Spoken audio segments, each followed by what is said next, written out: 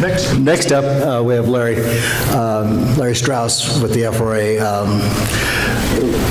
Larry is going to give us their view of what we could do to make it better. All right. We'll fly through this.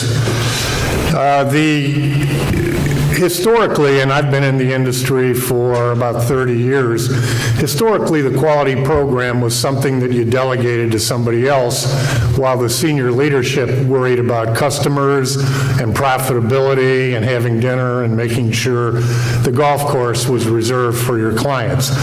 What we're going to teach you today is a different perspective on how to view the quality assurance program. Quality, here are some of the learning objectives, and I mentioned that we're going to try and move through this rather quickly. But these are some of the objectives we're trying to achieve. Initially, about 5 or 6 years ago, there were some air carriers, Southwest Airlines and American being two in prominence, that failed to perform the maintenance activities correctly. And at that time, the DOT Inspector General said that the FAA inspectors were too cozy with the air carriers, and as such, they missed a lot of activities that the air carriers should have been taking care of. There was too close of a relationship between the regulators and the regulated community. So our DOT secretary at that time, Ray LaHood, issued this policy. And basically, it says that no matter which department you're working in, whether it's the FAA, the FRA, the Pipeline and Hazardous Materials Safety Administration, your primary duty is safety. First, last, and foremost, it's safety. After that, you can try and promote the use of your industry. The air carriers, the FAA also had to promote the use of aircraft and aircraft operations in addition to safeguarding everybody's safety. Ray LaHood changed that, and he said, your first job, which applies to FRA every day, and what I do, my first job is safety. Now, historically, the biggest hammer the FRA had was to write violations. Violations are like a speeding ticket. The other option we have is a non-cash penalty, which is a defect. We are writing more violations, which are cash penalties, against the facilities and the owners we audit. The other hammer we have, and that is even a more significant lever, is recalling tank cars. M1003 says you have to have procedures for recalling cars, correct? Or recalling product. Well, we help you with that and say we don't think this car is it's in a safe operating condition once we discover a problem with your quality system or your production system. So we're going to help you recall cars. And that really, for a leasing company who leases tank cars, that really is has a chilling effect, because now you've got to take cars out of the hands of your lessees, possibly lose rental abatement, you lose the amount of money you were going to make by leasing the car to that person, and also you kind of blemish your reputation with that lessee. All right, here's the federal expectations for quality. 49 CFR 179.7 says you must have a quality program that ensures the finished product meets the requirements, has the means to detect any nonconformity in the manufacturing, qualification, repair, and maintenance programs of tank cars, and prevents nonconformities from recurring. How often do we institute a corrective action which is not long-lasting, right? Because we change the operator who was formerly charged with making that product or that service. We change the operator and he wasn't aware of the problem, so he goes back to doing it the wrong way. So when we do our root cause corrective and preventive action analyses, there needs to be follow-up to be sure that the corrective action is effective and long-lasting. FRA will evaluate your internal quality system reviews, your internal audits, to be sure that not only have you identified the true root cause, but you have taken measures to go back and reevaluate that the corrective actions are effective and continue to be effective. A quality program, this basically is a explanation of, back in the day, the quality program was viewed to be simply a series of quality control activities, right? Inspections and tests. Now we try to change that mindset to interest and incent senior leadership into taking ownership for a quality assurance program. A quality assurance program are all of the activities that a company institutes to be sure that the product or service meets the requirements. From an FRA standpoint, the requirements are meeting federal regulations, AAR specifications, and customer requirements. Three very simple achievements, three goals that you must meet. Meet the FRA regulations, meet AAR specifications, meet customer requirements. A quality assurance program is like a mirror, because quality assurance is not the production process, is it? And back in the day, the production folks hoped that the quality inspector would sprinkle quality dust on the product when it reached the final inspection activity, so that even if there was a defect, the quality inspector could let it go out the door and meet the schedule. So they tried to encourage the quality inspectors to sprinkle the magic quality dust on the product before it left the shop.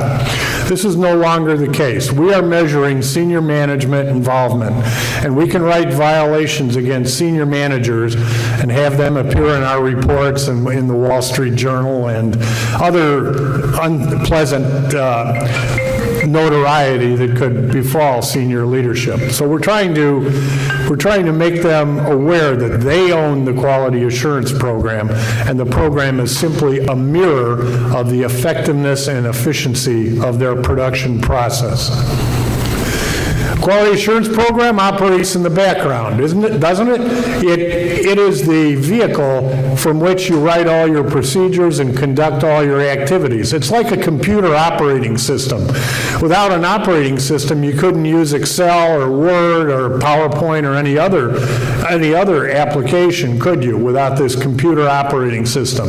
Without an effective and efficient quality assurance program, you can't operate your other applications like final inspection, inbound inspection, design control, and the other activities that contribute to the product or service that you turn out. Here are some keys for a successful audit. Identify the stakeholders, understand the operating system, review the quality policy, identify process linkages, quantify the process consistency, discover hidden factories, and review the internal audits. These are all things FRA will look at when they come and visit you and have a nice little discussion with you and your people.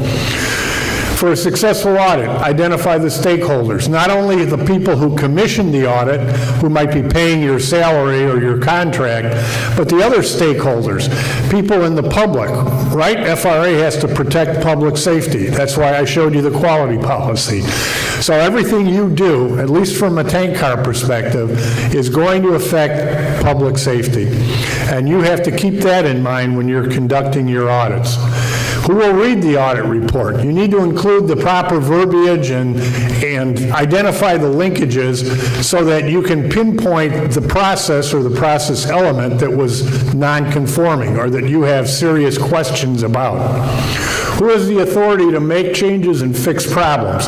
Here's where we start talking about senior leadership, right?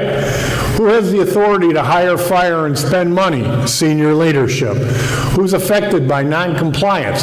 Well, sometimes they say that we fired the worker, so that won't happen again, right? But then it turns 6 months, it happens again. Well, then you fire the next worker. Ultimately, that tells us, FRA, that you do not have an effective root cause corrective action and management involvement of and ownership of your program. So we have had discussions, we call them interviews, with senior leadership. Those would be the presidents, the chief operating officer, chief executive officer, chief financial officer of major tank car corporations. Those would be the owners, the leasing companies, and the maintenance facilities. Understand the operating system. We showed you a picture of a computer operating, of a big mainframe back here, right? It's like a 1950 IBM 350. What we're trying to do here is have an auditor understand the operating system. What are all of the handoffs that occur within a quality assurance program? Without being able to understand the operating system, you really don't know if the person you're interviewing is correct in what they're telling you. Without knowing what documents he should be referring to, what engineering approvals should exist for those documents, what NDT Level 3 approvals should exist for those documents, and what have you. So you really need to understand the operating system as an auditor. This takes time to review their quality assurance program before you go into a facility to audit it. Also, you need to identify the hold points. We're big on hold points. These are places where inspection documentation may be completed, inspections are conducted, and it's usually the point beyond which the product cannot move until you've achieved all these inspections. Identify the Review the quality policy. Who signed the quality policy? This is where we're starting. Does it cover all the activities, and who's signed the quality policy? We've seen cases where the quality manager signed the quality policy, and that is senior management's attempt to deflect the ownership and responsibility of the quality program from themselves. In other words, we look for the senior jailable official here at FRA. So if somebody who does not own all of those activities that I mentioned to you earlier about who has the, who has the ability to hire and fire, and who has the ability to make changes to the quality program, if you're not talking to those people, you're not talking to the right people during an audit. So, as I mentioned, FRA makes a point of interviewing those people during our audits to ensure that they get the message, that you don't delegate the quality program to the quality manager. The senior jailable official owns the quality program. And does the signatory know the quality policy? All right? Do they know what they're signing? If they do not know the quality policy or cannot point to it on a wall or recite it from memory, it's too long. I have seen quality policies that are almost the length of a book, and you don't want that in order for the workers to understand how their activities relate to the overall production process and the success of the business. Identify process linkages. If you digitize things like we did at GATX somewhat and GE quite extensively, you want to make sure all those digitized processes talk to each other. If there are glitches in the interfaces between all of those electronic processes, you need to bring those to the attention of the people in leadership position as your final report, and make them aware of it, that the processes don't play nicely together. Digitization is not the silver bullet for making sure that you meet quality requirements. It can be if properly executed, but many times we find that programming is in error, or the way that the system is supposed to operate is in error, or the people are not familiar with the digitized version of their paper-based forms.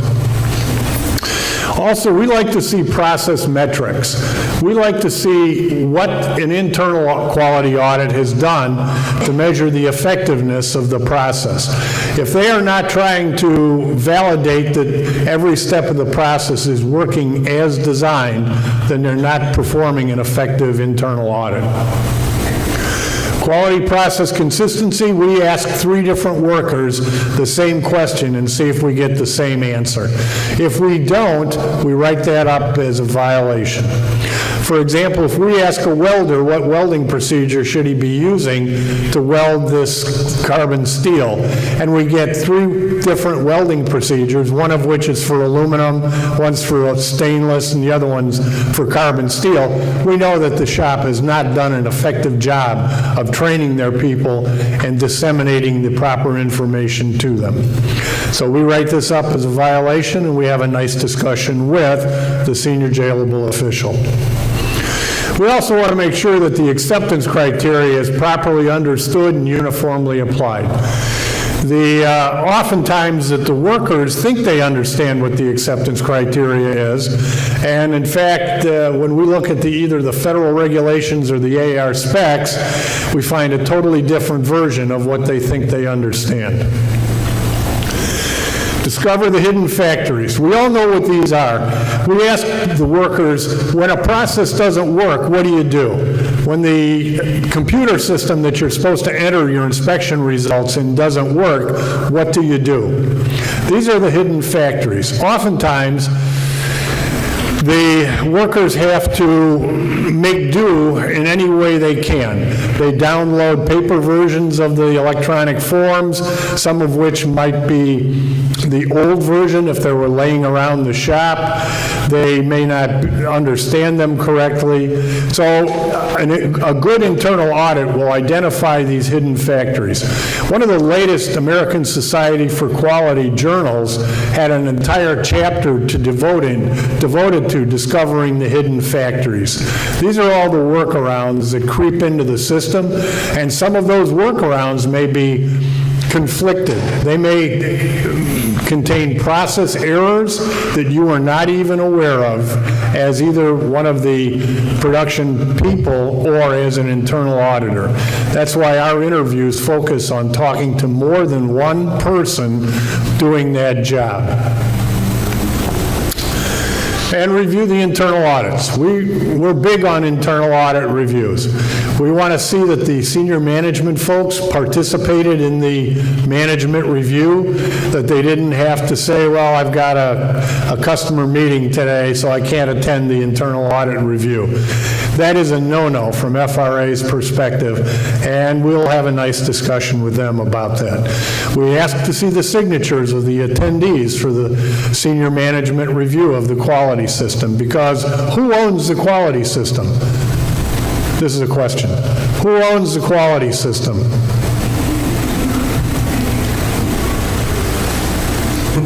Senior management. Perfect. You get an A. Senior management owns the quality system. It's not the inspectors. It's not the QC manager. Senior managers own the quality system. And then are the internal audits based on risk? What this means is, are they looking at activities that could really jeopardize public safety? It's the system, not the people. We try not to blame the people, although we do have nice discussions with senior managers. And we tell them, you may be incented on how much production you get out the door. You may be incented to keep your accident and your injury rate low. We hope that you are incented to achieve the quality goals that your company has established. Because from our perspective, the quality goals are: 1, meet federal regulations; 2, meet AAR specifications; 3, meet customer requirements. It's pretty simple. Where we've been is we had quality control programs, right? Everybody, this was all based on the final inspection and sprinkling quality dust on the tank car before it outbounds the shop. We're moving to strategic management through quality assurance programs. Many companies call a QAP a quality management system. If Dean came from aviation, they have AS 9100. Those are all management programs.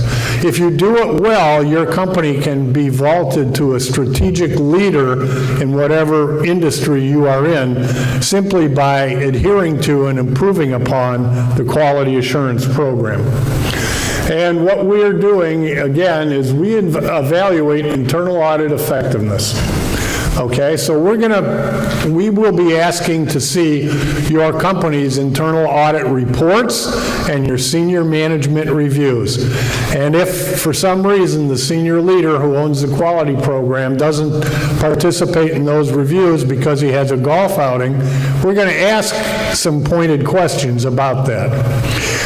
Originally, I used to show a picture of an airplane on here with a tank car strapped to its back, and I said our business is going to look more like the aviation business and less like the boxcar business.